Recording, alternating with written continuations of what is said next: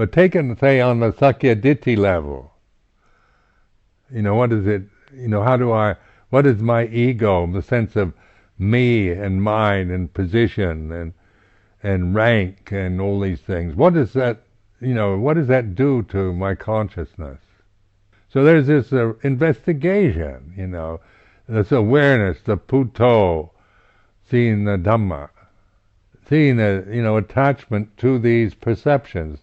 Because these are ways of looking at experience, isn't it? Through, I'm the head monk of this monastery, is one way of looking at life here at Amravati. And that's fair enough, that has a certain importance to it. It's not to deny it or reject it, but recognize it is merely one way of looking, and not to attach to it. To attach to it means that I carry it around, it becomes burdensome, because I see myself always in terms of being somebody special, or being senior, or being responsible. And if you don't get behind that, then it is burdensome to be so in such a position. Gets tiresome on the ego level.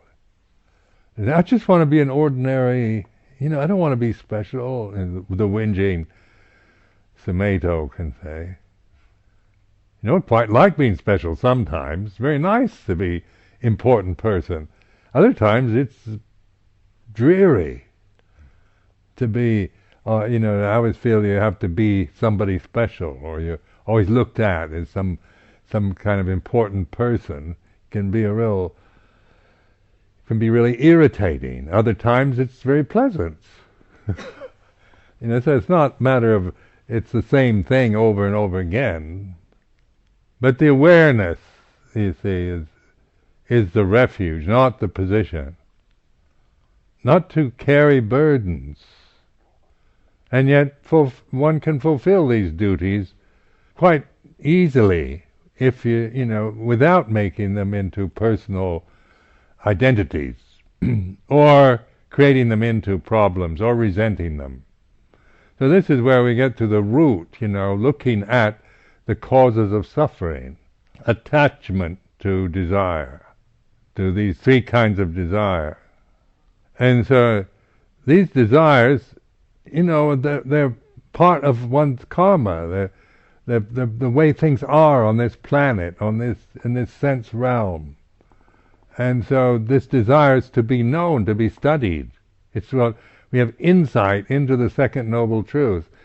Insight into the causes of suffering doesn't mean we annihilate desire. It's not that I've annihilated, and kind of totally wiped out desire, because I would be very discontented, because I haven't. But it's a knowing desire. These energies of desire, kama-dana, bhava-dana, vibhava-dana. Study them in the reality of them, when not just abstractly through thinking intellectually, but observing in your own experience here in Amravati, the kama-dana, bhava-dana, vibhava-dana. Take an interest in it and being the Puto, seeing the Dhamma, rather than somebody that has to, that forms opinions and views about your desires or your tendencies. So, kama-dana is like this, bhava-dana is like this, vibhava-dana is like this. It's not saying they're good, bad, or they're mine, or should or shouldn't, but you know them. So you just recognize them through this intuitive intelligence. It's non-judgmental. It's not as soon as you claim it as my problem, my personal problem, my desire, good desires or bad, or these desires that I have are not very good for a monk or a nun to have such desires. It's disgusting. Then it becomes judgmental, doesn't it? You're judging it from the ego again. Sakyaditi operates, takes you over. So I mean, whatever the desire might be, even if it's maniacal or whatever, is not the issue. Whether how high or low your desires are. Interest in knowing that energetic experience of Dhamma, sensory experience through the eyes, ears, nose, tongue, body, mind. And so being the knowing is this Putto, Puru. It's pure subjective knowing. And in the subjective, it's not personal subject. It's not me knowing, but it's knowing. And so then consciousness itself, when I talk about the unity of consciousness, it's unitive, meaning it's one. It's not where we tend to see consciousness through Sakyaditi, that my consciousness and your consciousness are separate. This is where we investigate consciousness, not through trying to find it, but recognizing it. Like this consciousness, then, the sati sampajanya is the gate to this recognition, because the self dissolves in it. The separate self, Ajahn Sumedho and all that, dissolve. It doesn't sustain itself. Being head monk or Jiao-kun, or it all ceases, it all dissolves in consciousness. When there's no Tenjiao-kun, no Jiao-awat, no abbot, no preceptor, when all these things have ceased, there's still consciousness. There's sati sampajanya. Ajahn Sumedho ceases, Lumpur Sumedho ceases, everything ceases, and there's still consciousness. And then if I see you, like Ajahn Yanarato, then I start thinking, he's like this, Sister Santajita, she's like this, and then I start thinking, I create these perceptions in consciousness. So I'm still conscious, but I'm attached to the perception, so there's a sense of separation, isn't it? It feels separate, because now I'm looking at the differences, the different forms and the perceptions and feelings that arise from that. But if I trust in awareness, then I can be aware of that, not make any problems around the differences or the conditions. So getting this insight into unity or oneness, ekagata, talk about ekagata or one-pointedness. Oneness is this. It's awareness itself. There's no England, no Thailand, no America or anything. Everything. These arise and cease, these perceptions, but there's still consciousness when there's no England, no Thailand. So we're noting this is natural, isn't it? I'm not creating illusions. It's just recognizing something quite ordinary, simple.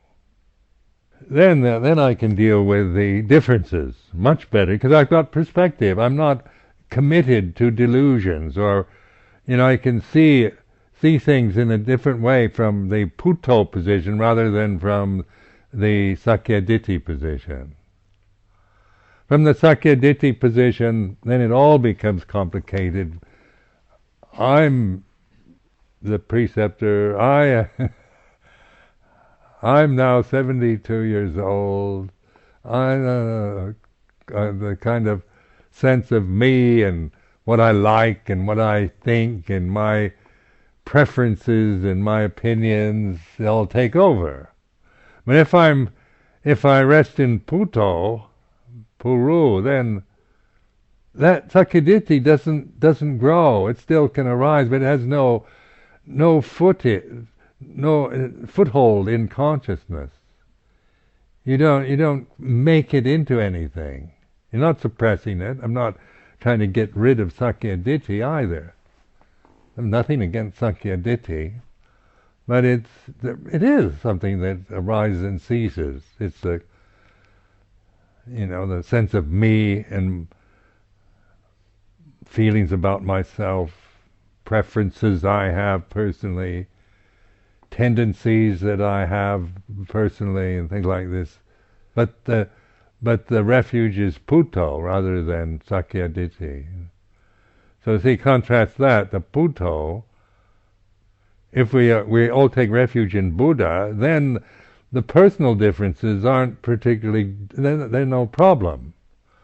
But if we're taking positions personally, then there are endless problems and difficulties personally and on the conventional level, because there's so many different perspectives or ways of looking at things, so many personal preferences and prejudices and fears and so on. That's why the world is such a mess, because they have no refuge outside of their own personal view or opinion or prejudice.